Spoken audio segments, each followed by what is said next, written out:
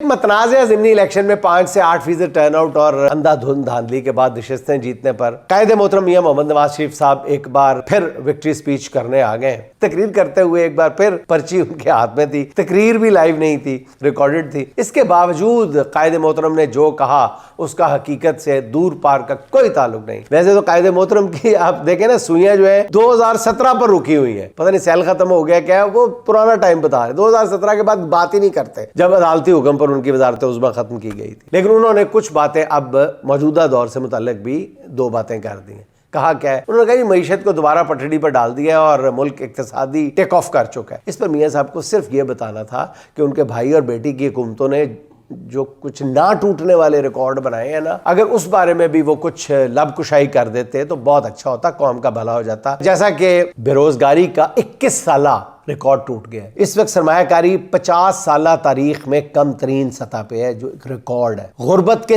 30 سالہ ریکارڈ ٹوٹ گئے. نون لیگ کے موجودہ دور کی کرپشن نے 70 سال کا ریکارڈ توڑ دیا. کوئی ذکر نہیں کر رہا, بلکہ یہ کہا جائے کہ ان 2 سالوں میں 70 سال سے زیادہ کرپشن ہوئی ہے تو یہ بھی غلط نہیں ہوگا. سب سے بڑا جو ریکارڈ ٹوٹا ہے قرض لینے کا ہے. 2 سال میں قرض لینے کے اگلے پچھلے سب ریکارڈ ٹوٹ گئے ہیں, بلکہ ایک نیا اور شاید کبھی نہ ٹوٹنے والا ریکارڈ یہ بن گیا ہے کہ قائد محترم کے بھائی شہباز شریف کی موجودہ حکومت ملک کے سرکاری قرض میں روزانہ 25 ارب روپے کا تشویشناک اضافہ کر رہی ہے. میاں صاحب یہ کارکردگی قائد محترم اگر خوش آمدیوں کے جھرمٹ سے آپ کو کچھ فرصت ملے تو چیئرمین ایپٹما کامران ارشد سے معیشت کے ساتھ ہونے والی واردات کی کہانی بھی سن لیں. وہ کیا بتا رہے ہیں؟ وہ کہتے ہیں زیادہ ٹیکسز کی وجہ سے 100 سے زیادہ ٹیکسٹائل ملز بند ہو چکی ہیں. ہماری ٹیکسٹائل انڈسٹری عملاً پریکٹیکلی بند ہو چکی ہے. کئی ملٹی نیشنل کمپنیز پاکستان کو چھوڑ کے جا چکے ہیں. قائد محترم کو اگر چیئرمین ایپٹما کی بات پر بھی یقین نہ ہو تو حکومت کے حامی سمجھے جانے والے صحافی اور